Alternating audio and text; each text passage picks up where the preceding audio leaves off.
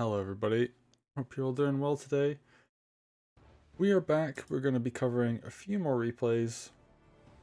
Not too many though, just a short stream tonight. I am not feeling 100%. It's been a rough couple days, but we won't go too much into that. This is more of an escape from the real world than let's talk about serious things kind of place.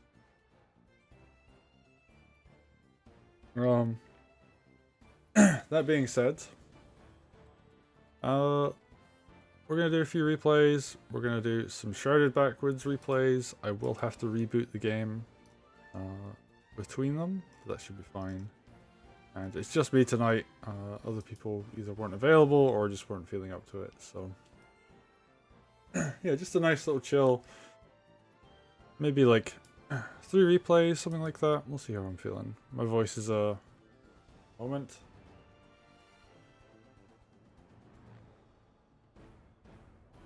My voice is feeling a little bit dry. Which, you know, I guess the heating's on and it's kind of late, but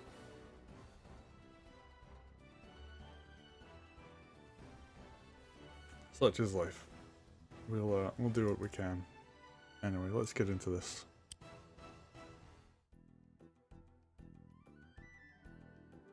Alright, welcome in everybody. We've got some more Shrouded Backwards games. We've got Disobeyed versus Rasposo, Lytra versus Valder. And I'm curious to see how this is going to go. We've seen a bunch of interesting openings and ooh, yeah, it's going to go for that village back capture. Probably going to see them take the lumber mill next. Yeah, seeing it on both sides. I think this is kind of the route we're going to start seeing people go for more. We've definitely seen people go for the more like central route a few times, but in this instance, this is what we're gonna, I think, see from more typically people kind of contesting the lumber mills a bunch, not diving the center very quickly. Yeah, that makes sense. And I think the thing here, if you do go for the contesting, oh, goes for the crit. Fair enough. That actually will also work as well. I was thinking the sword would go and capture the lumber mill, but we see over here. Oh, an interesting. Disobeyed actually going to allow the opponent to contest once again. But that is kind of a bait as well, because the sword will go down if they stay. And yeah, sword just backs up. I think they realize it's not a good idea. Oh, let me see. Nice damage coming in. Big cut comes in. I actually almost wonder if it's worth just sacking the sword and denying the lumber mill an extra turn. It is a lot of money. Okay, well, they're just gonna do some nice damage. Disobeyed. Sitting on a large bank of gold, they're gonna get a golem. Makes sense to get it on this side. You need some defense against your opponent's commander. Same with Rasposo. They're just like, yeah, I need something to keep my opponent's golem away from me.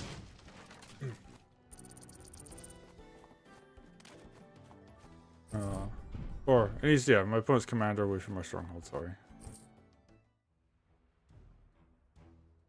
No capture on this hideout just yet. Actually, both players kind of ignoring it. Disobey hasn't even gone for the tower? Oh, that is interesting. Oh, tier 1? Are we going to see a kill on this sword? Oh, nice. Really wants to just trap Lytra. Even goes for the village. Doesn't kill it though, but Lytra looking a bit worse for wear. Here goes nothing. He's just gonna, yeah, try and fight out of it. Go for the sword. Stays out of range of the golem for now. Seeing a lot of units coming into support here. And yeah, Lytra looked a little bit in danger there, but no, Valder is also the one kind of pseudo getting surrounded. Disobeyed, yeah, just gonna send a sword over here. Do some back capture. I like this positioning because Valder should be safe, and also Lytra can't use Groove on Valder, so this knight is also safe because of that. Time to Oh, Song Cyclone gonna come out anyway. Alright, gonna go for the twist. Okay. Although it doesn't take damage, it actually kills the sword. I didn't know that would happen. So that's really interesting. I thought that would actually make it safe, but it actually made it dangerous. Okay. Maybe not dangerous for Valder, but it is what it is. Okay, Rasposo coming in. Big Mage Heal comes in. Yeah, you don't want to lose Lytra in this circumstance. Oh, she's open on 3 sides. There's a Golem nearby. I don't think there's enough here to actually back it up though. Yeah, the swords won't suicide. Valder is kind of weak, and there is a Golem, but that's not really enough. They're gonna go on the mountain? Disobeyed. I don't know if this is the correct way to go. Open on 3 sides? Oh yeah, it's like, I'm out. I'm done. And, oh, yeah. I think just went a bit too greedy. Probably didn't know about the Lytra Groove interaction with Commander. I thought it would actually prevent the twist, but no, it actually kills the unit. The Commander becomes a static force. You could do so much damage with that. Like, you could kill golems with your opponent's Commander if they're not careful. So, really nice game knowledge check there. Rasposo played it pretty well, so yeah, they're gonna take it. Well played.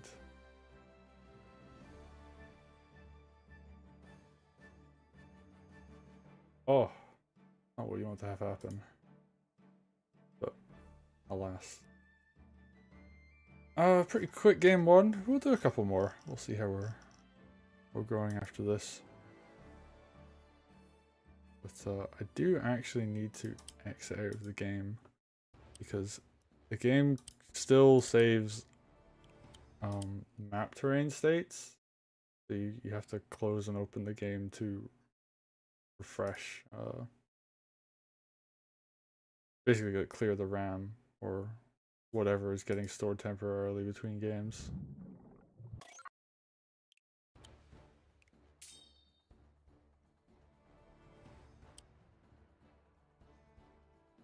Yeah, that was a fun one.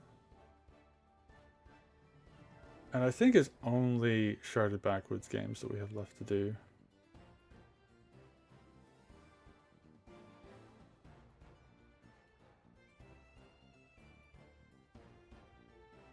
The maps.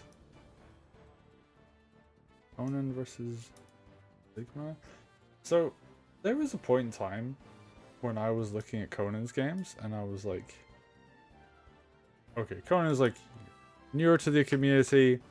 They're gonna take a little while to, you know, catch up to everybody else. But from what I've been seeing recently, they've actually been putting in some really good work. I've been very much impressed by them as a player. So I'm very curious to see how they're going to play against Sigma, who is a very good player. Qualified for the championships. They didn't make it past the first round, but they had some good games.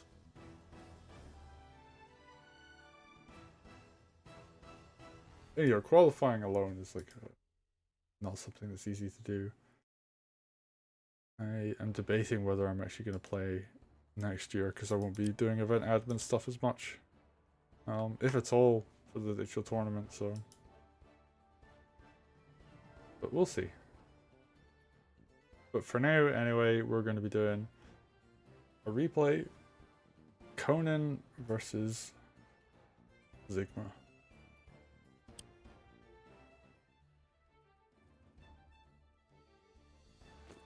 Alright everybody, we've got Stefan aka Conan. They're playing Ragna in the red versus Sigma playing Rom in the green. Yeah, we're seeing pretty much the standard opening for both players. I think people have generally figured it out. You can go center with Commander. But I think people have realized that it's not a great option. You lose out on your lumber mill. And there's just so much money just from contesting it. Yeah, we see Conan has the sword in position. Oh no! Sigma doesn't though. And actually Sigma is going to go for the central capture route. First thing. This is going to cause some problems because Conan can actually grab both lumber mills. And I don't think there's anything to stop in this position. You could potentially slow it down if you had enough units on the forests. You should run. I guess Sigma's just like, you can have the money, but I'm gonna take your sword, which I don't know, like, you're giving your opponent 550 gold. And sure, I guess you're contesting this lumber mill, but that's like this like about 1,000 gold difference just from letting your opponent like hold the lumber mill. So Conan's gonna have some big bucks to play in. If you sacrifice a sword to essentially get up ahead on a golem over your opponent, you know, that's pretty good value. Sigma captures that second one. What are we going to see here? It goes for the capture on the lumber mill. Sense. Has a knight to protect this sword, so if this knight comes in and kills the sword, it will be counter-attack. Although, oh, you could kill the sword from the left, I think. Yeah, there's a chop. It's on a chopped forest. Oh, there could have been a knight crit there. Doesn't go for it. That would have been a free sword kill. No, it goes for the central village instead. Honestly, could have hit Rom as well. Just bullied him out. Sigma. Okay. They have unit count advantage very temporarily. They're going to push center and try and do what they can with it. Stronghold is going to be under pressure. Being said, knight goes down. There are plenty of units to defend here. Ragda will have tier 2 groove pretty soon, actually. And I understand that her groove is not as strong as like a lot of high tiers, but like Ragnar is still very dangerous. Yeah, we just see like the hit on the village. I think that's more just for groove than anything else. It does set it up to be more easily taken down next turn. Okay. Strength from beyond. Oh wait. Ragnar dead? I don't think so. Golem plus commander plus sword, I don't think will kill. But it will come close.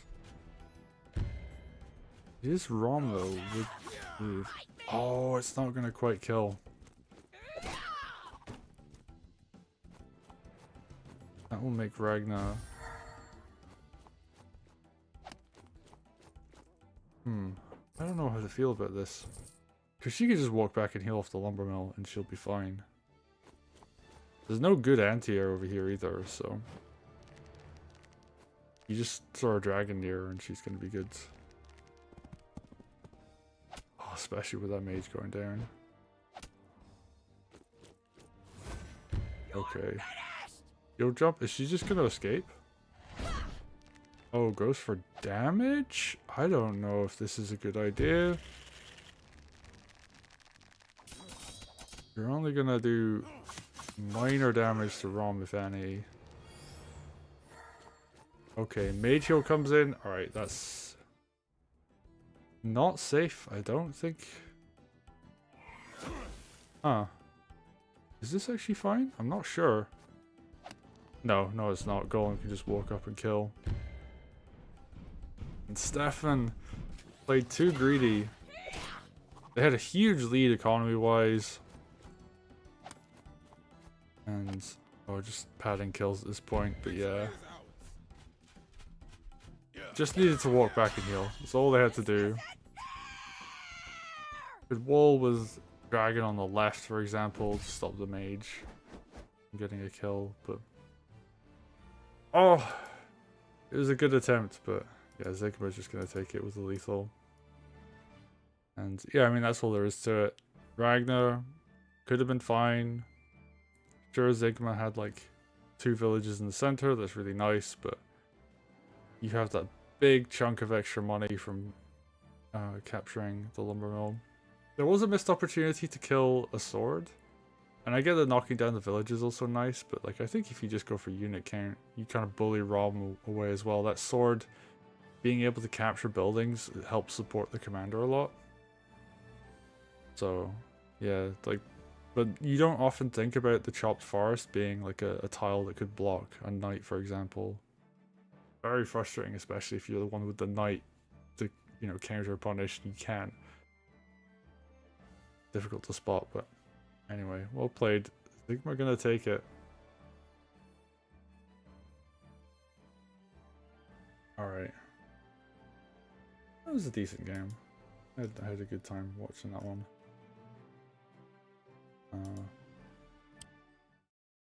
Okay, we'll like do one more. I think I'm a lot more tired than I expected to be, and having to reboot the game every time is a bit frustrating. We said we do have like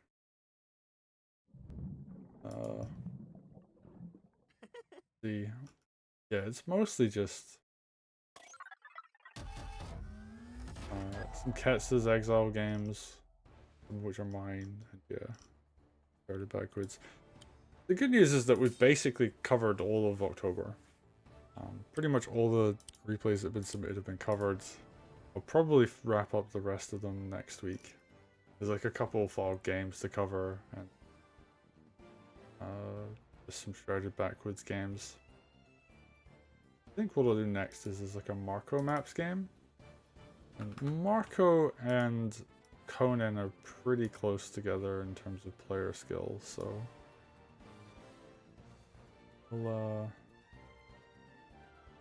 see how that plays out here.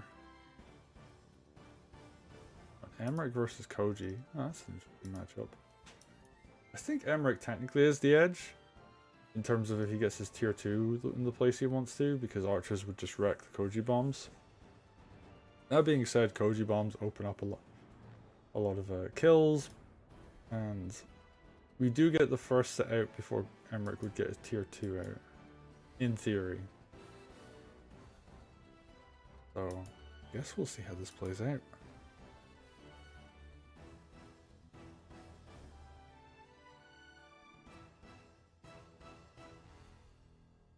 Yeah, everything ready. Okay, I think we're ready to go.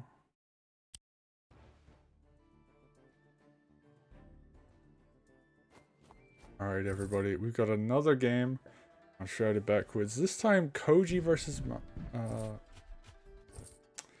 Emmerich, I'd say. Stefan aka Conan versus Marco Maps playing as Koji. And I'm curious how this is going to play out. I think this is actually a really interesting matchup. Emmerich, of course, got that tier 2 extra range bonus, able to deal with the Koji bombs. But Koji bombs do come out before the Emmerich tier 2. It's going to be a little bit of a window for Marco to put some pressure on. And of course, the tier 2 Koji bombs also very strong. Going to be able to open up some opportunities, I guess you could say, against the tier 2 crystal. What's going to happen here? Yeah, we just see the recapturing of the slumber mill. Conan not even going to contest it, just going to leave it for the moment. Marco, on the other hand, I mean, could just hit it from the mountain this time. Oh no, just elects to leave it. I actually wonder if it's just worth constantly knocking down your opponent's lumber mill though, because there's so much money just sitting there, and sacking like one sword for it I think is actually worthwhile. That being said, you're gonna see Conan kind of walk their army forwards. Gonna see more air troopers coming out. A lot of air troopers from Conan recent games. So like some kind of longer term like stylistic choice, or is there like something that they want to see what make happen with this? I guess, you know, your opponent's going knight, so air troopers do make sense. That's like one of the units they're really strong against. I have a spell for And this. actually, another really high power unit that they're good against is trebuchets, which are available on this map. I've not seen too many trebs though. In the current meta, the way trebs tend to work is you need a pretty large amount of support around them. And people just go for knights and golems and play like much higher pressure games. Much faster tempo. That being said, Emmerich is a commander that could make use of trebuchets. Funnily enough, he's also the one going all the air troopers. You'd think it'd be the other way around, but alas, it is what it is. I guess, yeah, although like another counter to trebuchet is just being faster than your opponent in terms of tempo and rushing them down, which is not really what air troopers tend to do. Alright, what do we got? More fighting over on the right hand side. We're going to see these lumber mills start to get flipped. Although, I guess in Conan's case, he let his lumber mill go down, so how is he going to do here? Archer comes forward. I think he needs something a bit more heavy powered, but I don't know if he's going to get it, so yeah, that's a difficult one. And Marco continues to push forwards. Just going to go for some damage here. Heals up Commander. Doesn't go for the full heal, which I actually really like, because your Commander will slowly recover health. So if you're not quite full health, and you don't have a reason to be, because, you know, like, unless you're hitting like 70 health villages or something with your Commander, or like actively fighting 1v1 with an army, like it's actually fine to just be slightly below 100%. And you could save like a little bit of gold per turn. I think it's 25 gold a turn, so. And yeah, that will add up over time. There's nothing like being like 50 gold away from a unit you really want. Alright. Tier 1, exactly the right percent for it. Just gonna get those initial bombs out. And there's nothing really to fight them at the moment. Sure, like a Harpy could run in and like crit one. That would make sense, but I'm gonna go for the knight instead. I actually really like that choice. Conan, yeah, just gonna get ready to fight over on this left hand side. There is a golem though, and there's not much to deal with it. I guess air troopers can do okay, but they're not brilliant, and I really like the archer hit. Dead. Moves the knight away. This is going to become a forest tile next turn. Or actually, no, it could be this one below. Wait and see. Okay. RP traded itself for a knight, but that's actually, I think, a great trade. Especially on the side where your stronghold is, because that knight is such a huge lethal threat. Golem walks up, bonks Emmerich on the head.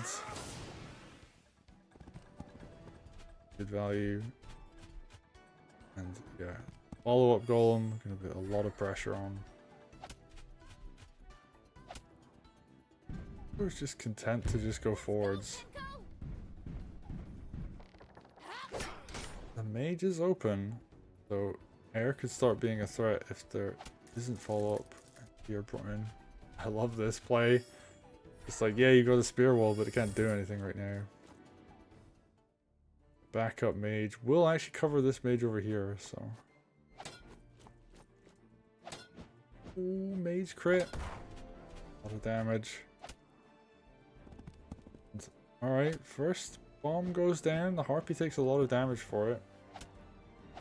But I think that's something Marco's okay with. But that's actually a lot of counterattack damage on one turn. And he does lose a golem. A mage crit against golem is huge. There's so much damage. And you know, I kind of like the idea of like pushing back your opponent's commander a bit, but he's losing a lot to do that.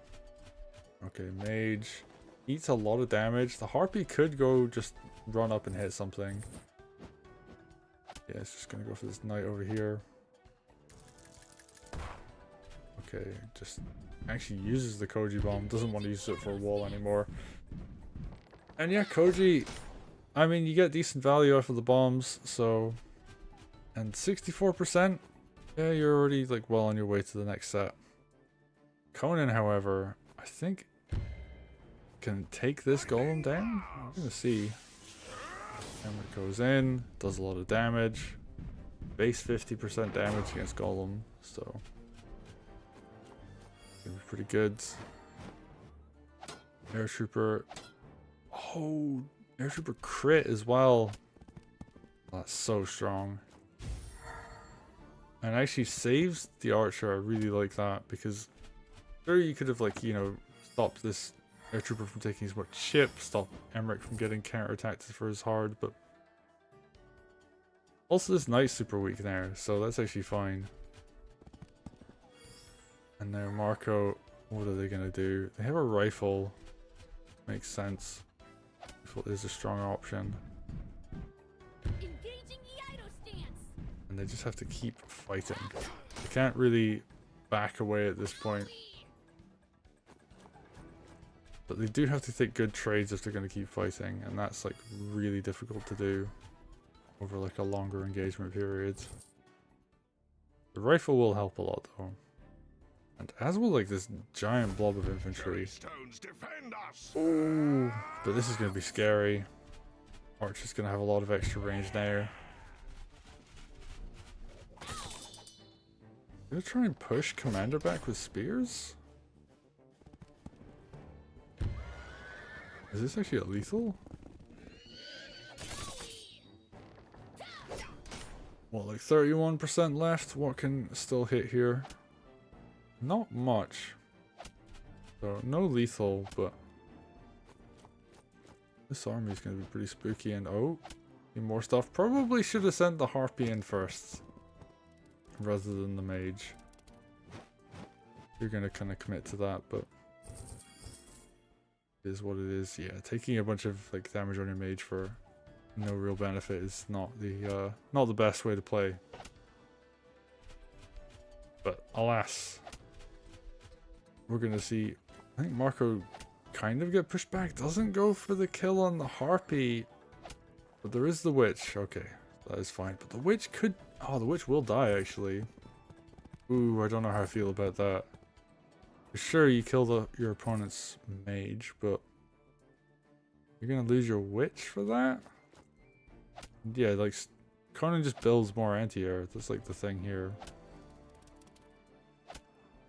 Okay, more and more stuff going down. Emmerich getting pretty close to another. Oh, I don't know about sacking the knight there. This should protect But us. especially because, you know, sacking units doesn't actually give you any groove. That being said, another crystal, and this is actually a really smart way to play this because the tier 2 crystals don't, well, tier 1 crystals don't overwrite the range bonus on the existing tier 2. If you put down future tier 2s, that actually does get rid of the range boost on the original one. But the extra tier 1s are nice. They're little extra blockers. They make your army a bit stronger. You still reap the benefits of having that range bonus tier 2 crystal, and it's in a really nice position as well. Like, that can actually put pressure on your opponent's stronghold. But right now, I mean, they're just mostly trading units. We're going to continue to see them, I guess, do so. Yeah. Archer absolutely going to take advantage of the extra 2 range. I don't know if it ended up in a tile where it still gets the range bonus. It did actually, so very happy right there. It just puts the extra pressure on Koji. Sure, your dogs are taking a lot of damage, but your opponent's commander now has to retreat. If you can get a kill if they don't respect you.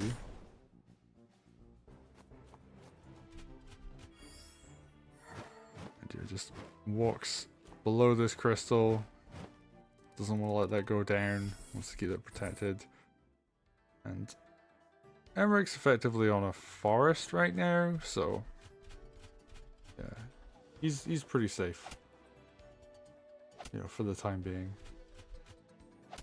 All right, we're seeing more and more units grind it out. There's a lot of like spear swords here, which could be really effective just like in these little small skirmishes where there isn't a lot of room to move around and everything's on the front line. So, like, very good at trading cost effectively. Lightning blast. Okay, Emmerich's just gonna walk forward and fight the spear. Is this gonna be safe? Maybe. Okay, air trooper crit set up though. Oh, we love to see it. And are we gonna see the archer go and hit the rifle? No, it goes for the witch instead. Oh, I guess like, you know, you've got a knight that can hit rifles, so. Yeah, you're good on that front. And yeah, just like anything you can do to like mitigate the witch is gonna help a lot. Alright, maps, what are you gonna do? Alright, heals the rifle. Starts to decap other parts of the map. And this is smart.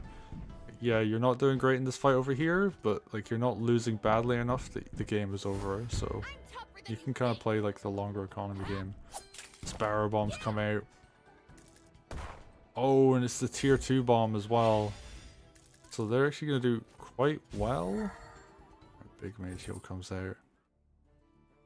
I think this bomb just dies, but the bomb, when it detonates, heals the opponent's commander. So this is an interesting relic of a game mechanic that used to be in the unreleased version of Wargroove 2, where the bombs on tier 2 were originally designed to heal your army. And they don't do it when you detonate them, but some relic of code means that if your opponent kills your tier 2 bomb, it will heal your units around it. So there was a slight heal on Koji because of that. Let's go, Tenko! Okay. Koji comes in, deals with this mage.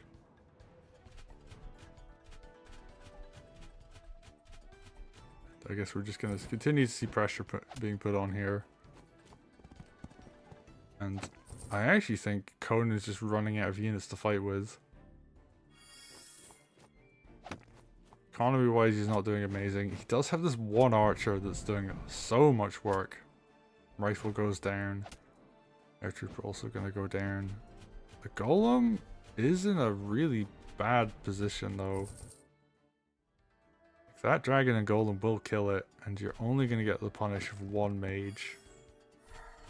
I guess like a mage could technically get a crit set up if Emmerich wants to be part of it. And the archer isn't starting in the bonus range tiles anymore, so that is a factor to consider. And now Marco, continuing to push forward, continue to take more economy on the map. And this is looking really good for our pink Koji player. Alright, one crystal goes down. We're gonna see dragon take a bunch of damage. More and more things are just taking damage here. Air trooper crit onto a spear, which barely, I guess, you know, it takes it over the halfway point, but it's still, you know, it's a 400 cost unit being used against a 250 cost unit. And even with crit, isn't doing that well against it. As we go into turn 18, we see maps just putting on so much damage, and I think this might be game. Yeah, they're gonna go for sword crit suicide, which is a really good chunk of damage, followed by golem. There's a witch here as well, another sword gets the crit as well, and you don't even need to do anything fancy at this point. Honestly, could have hexed before any of this happens. I would have done the trick, but yeah. Emmerich just gonna be, I think dead. Yeah, even hex is just for the show. Yeah, Golem's just gonna go for the big overkill. Goodbye, Emmerich. And Marco Maps takes the game. And I think the last time these two played, Conan was the victor, so we're getting to see pretty interesting friendly rivalry between these two players, where Conan, a very strong player, up and coming, I would say. They've actually like had some good results, and Marco yeah, they're also putting one on the board. So yeah, hope to get to see more of these. But anyway, thanks everybody for watching. We're gonna call it there today. It was a fun little stream. Go back to the screen. Oh, and hello Sparky and Sebastian. I just see you in chat now. I need to set up OBS so it has the YouTube chat in OBS. Right now that's like not so much the case. Okay, let's take a look. So there are some more Shrouded Backwoods games to do. Not too many. And I won't get to them tonight, but I think Tuesday what I'll do is I'll try and wrap up the rest of October. There's only like a handful of replays left to do. And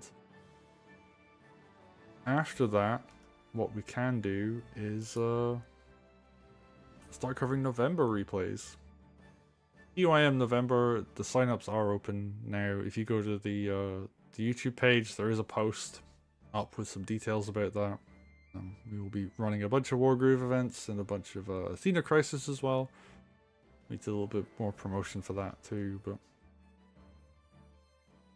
yeah, that's kind of it really. So if you're interested in getting some games, those signups are available. startgg/TYM NOV, like so NOV 2024. I believe that is the link, the shortened link. But yeah, that's us for tonight. I just wanted to do a little short stream. It's been kind of a rough week for a lot of people, myself included. I'm looking forward to the weekend. Tonight was a bit better, but I'm just a bit tired. So we'll be back next Tuesday. We might do a podcast this weekend. We've been talking about it for a while. It's just been trying to like actually get everybody together for it. And yeah, it should be good times. And we'll have some exciting stuff coming up as well. I think like the next year is actually going to be really interesting. And another Advance Wars style game got announced. I don't know if anybody saw it. It's on the Advance Wars subreddit. Someone's like, I think it's called Apes Warfare. Someone was like, hey, I'm making another Advance Wars style game. Like, can I get some feedback? So yeah, I guess we've got more games like this coming up in the future. But anyway, for now, I'm gonna call it there. I might do something on my own personal stream, like either Wargroove or some other game that's similar. But for now, for the Groove of War channel, this is us. We'll be back next Tuesday.